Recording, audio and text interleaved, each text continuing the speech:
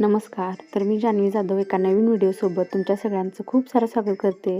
तर आज आपण व्हिडिओमधून पाहणार आहोत श्रावण शुक्रवारपासून वैभवलक्ष्मी व्रत कसे करावे, किती शुक्रवार हे व्रत करावे, या व्रतकथेविषयी पूजा अर्पण, अपूर्ण पूजा पद्धत, नैवेद्य, उद्यापन आणि महत्त्व जाणून घेऊयात. तर श्रावण महिना हा धार्मिकदृष्ट्या अत्यंत पवित्र मानला जातो. या काळात शुक्रवारच्या दिवशी वैभवलक्ष्मी व्रत करण्याची परंपरा काही कुटुंबामध्ये आहे. तर महाराष्ट्रात 13 ऑगस्टपासून श्रावण महिना सुरू झाला आहे आणि श्रावण महिना हा हिंदू धर्म परंपरेत अत्यंत पवित्र मानला जातो.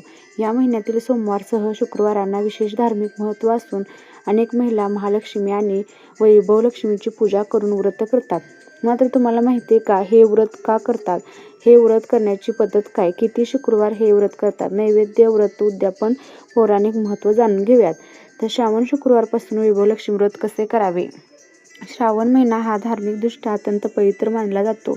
या काळात शुक्रवारच्या दिवशी वैभवलक्ष्मी व्रत करण्याची परंपरा काही कुटुंबामध्ये आहे. घरात सुख, समृद्धी, आर्थिक स्थैर्य आणि लक्ष्मीची कृपा मिळावी या श्रद्धेने हे व्रत केले जाते.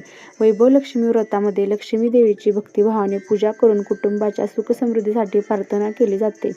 श्रावणातील शुक्रवार हा देवीच्या उपासनेसाठी शुभ मानला जात असल्याने या दिवशी व्रत केल्याने घरातील नकारात्मकता दूर होऊन सकारात्मक वातावरण निर्माण होते, अशी धार्मिक श्रद्धा आहे. तसेच धनधान्याची वाढ, आर्थिक अडचणी कमी होणे आणि कुटुंबातील सदस्याचे कल्याण व्हावे यासाठी हे व्रत केले जाते. या व्रतामागील आणखी एक महत्त्वाचा संदेश म्हणजे संयम, श्रद्धा, दान आणि कृतज्ञता.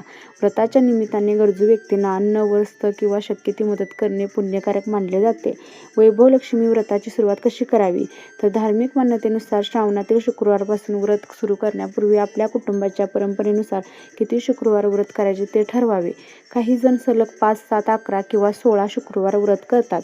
पूजेची तयारी धार्मिक मान्यतेनुसार शुक्रवारी सकाळी घर स्वच्छ करून स्नान करावे.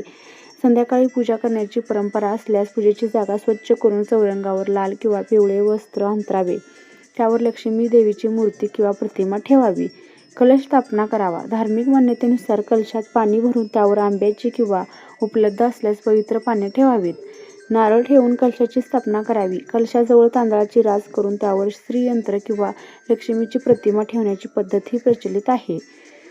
तर पूजा कशी करावी? तर धार्मिक मान्यतेनुसार सर्वप्रथम गणेश पूजन करून संकल्प करावा. त्यानंतर लक्ष्मी देवीला हळद, कुंकू, अक्षता, फुले, धूप, दीप आणि नैवेद्य अर्पण करावा. देवीसमोर तुपाचा किंवा तेलाचा दिवा लावावा. त्यानंतर वैभवलक्ष्मी व्रत कथा वाचावी किंवा ऐकावी आणि लक्ष्मीची आरती करावी. नैवेद्य काय द्यावा? तर धार्मिक मान्यतेनुसार घरच्या परंपरेनुसार खीर, पुरणपोळी, गोड पदार्थ, फळे किंवा इतर सात्विक पदार्थांचा नैवेद्य दाखवू शकता. पूजेमध्ये कांदा, लसूण टाळून सात्विक पदार्थ ठेवण्याची पद्धत अनेक घरात आहे. व्रत सोडताना धार्मिक मान्यतेनुसार दिवसभर उपवास केल्यानंतर पूजा आणि आरती पूर्ण करून प्रसाद ग्रहण करावा. उपवास करण्याची पद्धत प्रत्येकाच्या आरोग्य आणि कौटुंबिक परंपरेनुसार वेगळी असू शकते. व्रताचे उद्यापन कसे करावे? तर धार्मिक मान्यतेनुसार ठरवलेले शुक्रवार पूर्ण झाल्यानंतर आपल्या परंपरेनुसार उद्यापन केले जाते. देवीची पूजा करून प्रसाद तयार करावा आणि शक्य असल्यास सुवासिनींना किंवा गरजू व्यक्तींना भोजन, वस्तू, दक्षिणा देऊन व्रत पूर्ण करावे. वैभवलक्ष्मी व्रताची सुरुवात किती शुक्रवार करावी, पूजा कशी करावी आणि उद्यापन कधी करावे याबाबत वेगवेगळ्या कुटुंबामध्ये आणि प्रदेशामध्ये परंपरा भिन्न आहेत. त्यामुळे आपल्या कुटुंबातील प्रचलित पद्धतीला प्राधान्य द्यावे. वैभवलक्ष्मीची व्रत कथा काय आहे? तर प्राचीन काळी एका नगरात शीला नावाची एक धार्मिक आणि सद्गुणी स्त्री आपल्या पतीसोबत राहत होती. ती अत्यंत श्रद्धाळू होती. मात्र काही काळानंतर तिच्या कुटुंबावर आर्थिक संकट आले. घरातील सुख शांती कमी झाली आणि अनेक अडचणींचा सामना करावा लागला. तरीही शीलाने देवावरील श्रद्धा सोडली नाही. एके दिवशी तिला वैभवलक्ष्मी देवीचे व्रत करण्याचा मार्ग समजला. तिने श्रद्धेने शुक्रवारचे व्रत करण्याचा संकल्प केला. घर स्वच्छ करून तिने लक्ष्मी देवीची पूजा केली.